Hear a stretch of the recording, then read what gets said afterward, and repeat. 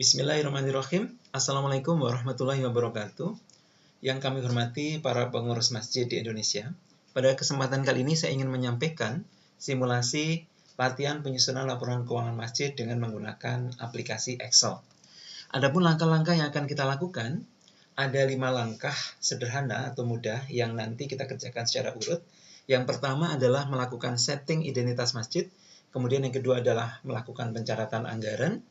Kemudian yang ketiga itu mencatat jurnal saldo awal. Ya, untuk saldo awal kita catat di sheet jurnal. Kemudian kita lanjutkan dengan pencatatan transaksi, dan yang terakhir langkah kelima adalah melakukan pencetakan laporan keuangan masjid. Sebelum kita lakukan langkah-langkah ini, kita lakukan langkah persiapan. Yang pertama, kita siapkan dulu soal simulasi yang akan kita kerjakan. Ya, Bapak Ibu bisa mencetak soal simulasi, mengunduh dan mencetak. Soal simulasi ini saya letakkan di situs akuntansi masjid ya.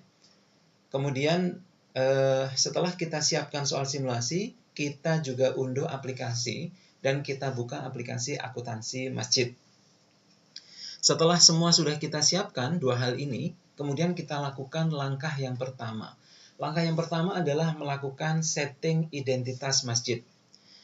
Kita buka aplikasinya.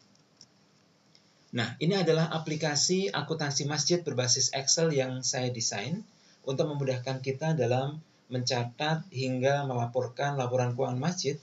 Bahkan kita akan bisa melihat capaian program atau kegiatan yang sudah kita laksanakan. Ini merupakan Executive Information Summary yang nantinya bisa dimanfaatkan oleh manajemen dalam memonitor pelaksanaan realisasi program atau kegiatan yang telah dijalankan. Nah, untuk identitas masjid kita bisa input di sini. Nama masjid misalkan kita lihat di soal simulasinya adalah Masjid Al-Aqsa. Kemudian untuk alamatnya misalkan Jalan Selamat Dunia Akhirat. Nah, kemudian untuk kota, misalkan kota Klaten, ini kebetulan saya ada di Klaten ya. Maksud saya kota kelahiran saya posisi di Banten ya.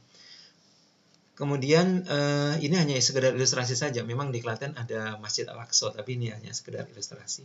Kemudian akhir tahun buku, di sini misalkan 31 Desember 2021. Nah, itu kita bisa tuliskan 31-12-21. Maka otomatis akan tertulis 31 Desember 2021.